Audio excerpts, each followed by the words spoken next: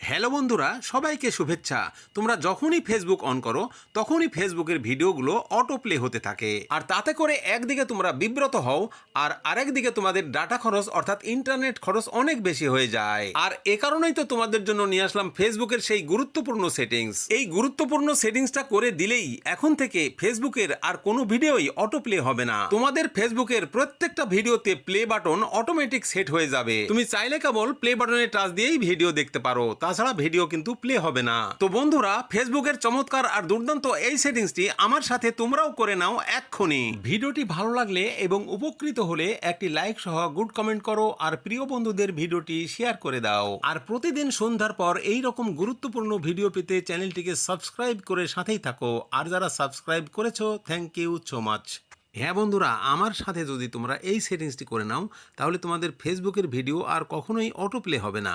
তো দেখো, আমরা ফেসবুকে প্রবেশ করছি, ফেসবুকে টাচ করে দিলাম, ফেসবুকে প্রবেশ করলাম। এবার উপরে ডান দিকে যে প্রোফাইলের চিহ্ন অর্থাৎ সেটিংসের অপশান, এখানে আমরা টাচ করে দিব। টাচ করে দিলে দেখো পরের পাতাটি এইভাবে আসবে। এখন এখানে তোমরা একটু নিচে যাও, নিচে গেলে দেখতে পারবা সেটিংস অ্যান্ড প্রাইভেসি, এখানে টাচ করে দাও। সেটিংস অ্যান্ড প্রাইভেসিতে টাচ করে দিলেই দেখো উপরে সেটিংসের অপশানটি চলে আসবে। দেখো উপরে যে সেটিংসের অপশানটা আছে, এই সেটিংসের অপশানে আমরা টাচ করে দিলাম। টাচ করে দিলে কিন্তু পরের পাতাটি এমনিভাবে আসবে। নিচে তোমরা দেখো মিডিয়ার একটা অপশান আছে, মিডিয়া। দেখো এই যে দেখো নিচের দিকে, এই যে আমি মাঝখানে নিয়ে আসলাম, দেখো মিডিয়া লেখা আছে, এই মিডিয়াতে টাচ করে দাও। এক একটা মোবাইলের এক একটা সেটিংস তোমরা মিডিয়াতে টাচ করে দিলে কিন্তু এই পাতাটি চলে আসবে। এই পাতাটি এসে গেলে এখানেই তোমরা পেয়ে যাবা অটো প্লে নামের একটি সেটিংসের অপশান। এই যে দেখো আমার এখানে অটো প্লে লেখা আছে। এইখানে আমরা লক্ষ্য করব, দেখো তিনটি অপশান। তিনটি অপশানের উপরেরটা হচ্ছে on mobile data and wifi, অর্থাৎ আমার মোবাইলে মোবাইল ডাটা অথবা ওয়াইফাই যদি অন থাকে তাহলে অটো প্লে হতে থাকবে, ফেসবুকের ভিডিও অটো প্লে হতে থাকবে।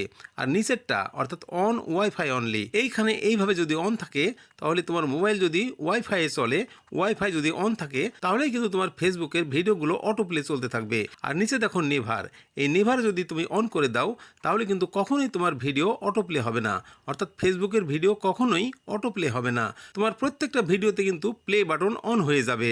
তুমি প্লে বাটনে অন করলেই কেবল ভিডিওটি প্লে হবে, তাছাড়া তোমার ফেসবুকের ভিডিওগুলো কখনোই অটো প্লে হবে না।